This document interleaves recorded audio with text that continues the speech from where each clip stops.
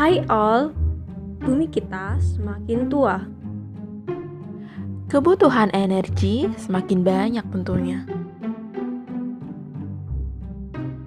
Menyalakan lampu, menaiki transportasi, berkomunikasi, membangun gedung tinggi, semua butuh energi. Banyak industri berlomba-lomba mengolah bahan alam menjadi sumber energi.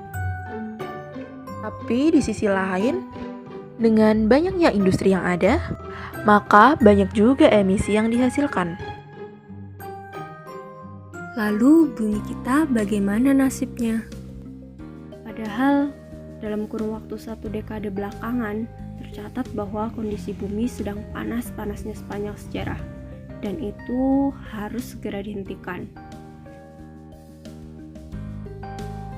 Tapi apakah pemanasan global bisa dihentikan? Jelas tidak bisa, karena banyaknya senyawa berbahaya yang memenuhi atmosfer membuatnya semakin memanas. Dan sedihnya lagi, penyebab terbesarnya adalah karena pembakaran bahan bakar fosil. Lalu bagaimana dengan nasib industri-industri bahan bakar fosil, si penyumbang emisi terbesar di muka bumi ini? Padahal kita semua masih butuh mereka untuk menjalankan roda kehidupan, bukan? Oke, kita ambil satu contoh. Yap, benda ini sangat familiar di telinga kita. Si hitam ajaib yang pembentukannya memakan waktu yang sangat lama, bahkan sejak zaman dinosaurus. Yap, batu bara merupakan sumber bahan bakar listrik yang kita pakai sehari-hari di PLTU yang kemudian dialirkan ke rumah-rumah warga. Ketika batu bara dibakar di PLTU, asapnya mengeluarkan polutan yang sangat berbahaya.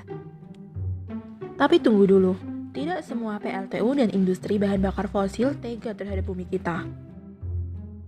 Masih ada banyak sustainable industry di muka bumi ini. Kenapa bisa begitu? Jawabannya adalah karena CO2 ditangkap terlebih dahulu sebelum terjadinya proses pembakaran. Apa? CO2 ditangkap? Aku baru mendengarnya.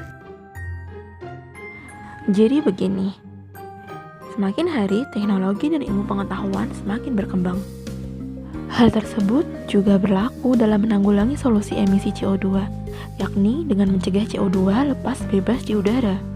Ya, solusinya ditangkap. Lalu teknologi apa yang bisa digunakan?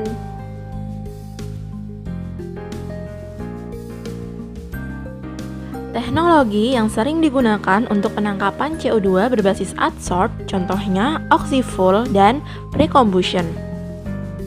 Wah, di mana kita berada?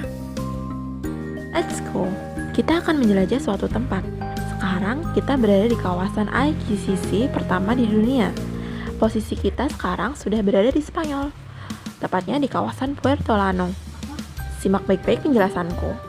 IGCC pertama kali didirikan di dunia pada tahun 1992 dan diberi nama Elco Gas IGCC Plant. Pada pre-combustion, batu bara dikombinasikan dengan oksigen untuk membuat gas yang terdiri dari karbon monoksida dan hidrogen. Penambahan air ke gas menyebabkan reaksi yang mengubah karbon monoksida menjadi hidrogen dan CO2. CO2 dapat ditangkap dengan aman saat hidrogen dibakar untuk menggerakkan turbin. Selain itu, juga dapat menghasilkan listrik. Bahkan dapat digunakan untuk memberi makan sel bahan bakar untuk mobil. Pada oxy-fuel, sebelum pembakaran, nitrogen dipisahkan terlebih dahulu dari oksigen dalam pemisahan udara. Sisanya di-recovery dari udara normal yang kita hirup. Ketika dibakar dengan bahan bakar fosil yang menghasilkan CO2 dan uap air, kombinasi inilah yang akan dimasukkan melalui turbin untuk menghasilkan listrik. Setelah itu, uap air didinginkan, kemudian dihilangkan, sehingga gas CO2 yang tersisa ditangkap dengan aman. CO2 akan dialirkan atau disuntikkan lebih dari setengah mil berada jauh di bawah tanah.